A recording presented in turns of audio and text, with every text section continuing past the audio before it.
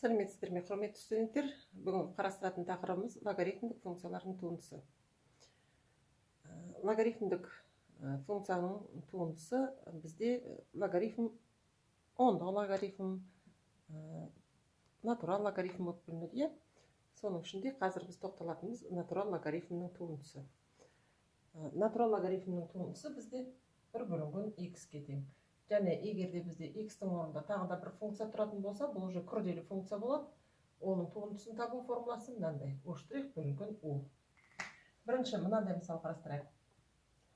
Y тең 2 ln x болсын. Бұның туындысын табу үшін біз туынды таңбасын қоямыз.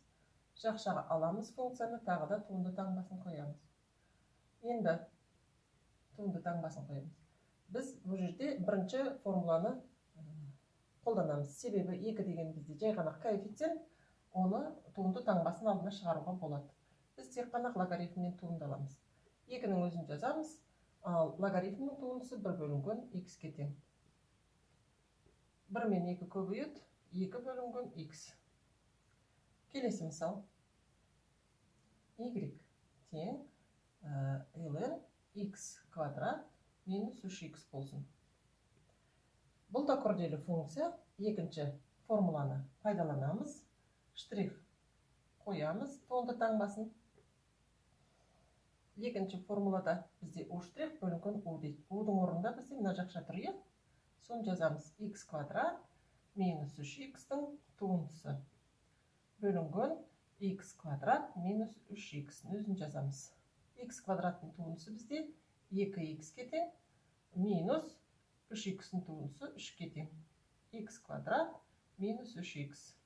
Бұл жерден ештеме қысқармайды, сондықтан осылай қалады. Келесі мысал. Кішкене күрделендірейік мысалымызды. Енді логарифмдік дәреже бар болсын. Мына жерде 7x минус 5 болсын. Бұл күрделі функцияны туынды алу үшін біз бірінші дәрежеден туынды аламыз. Туынды таңбасын қоямыз. Дәрежеден туынды аламыз. 3 алдына түседі. Логарифмнің өзін жазамыз. Дәрежесін 1-ге кемітеміз. Квадрат қалды. 7x минус 5 аргументін обязательно жазу керек. Біз тек қана дәрежеден туынды алдық. Енді логарифмнің өзінен туынды аламыз. Логарифм u-дің туындысы u' бөлінген u-ге көбейтілген u' деп отырғанымызда жақша 7x минус 5-тің туындысы бөлінген 7x минус 5 тең болады. Бірінші өзін жазамыз. 3 натурал логарифм квадрат 7x минус 5-тің өзін жаздық. Енді 7x минус 5-тен туынды алсақ, 7x-тің туындысы 7, 5-тің туындысы 0. Бөлімі өзі жазылады. 7x минус 5 тең болады. Енді мынаны көбейтеміз. Алымына 3-ті көбейтеміз 7-ге. 21 ln квадрат 7x минус 5 бөлінген 7x минус 5-ге. 7x минус 5 пен 7x минус 5-ті біз қысқарта алмаймыз. Себебі 7x минус 5 логарифмдік функцияның аргументі болып тұр.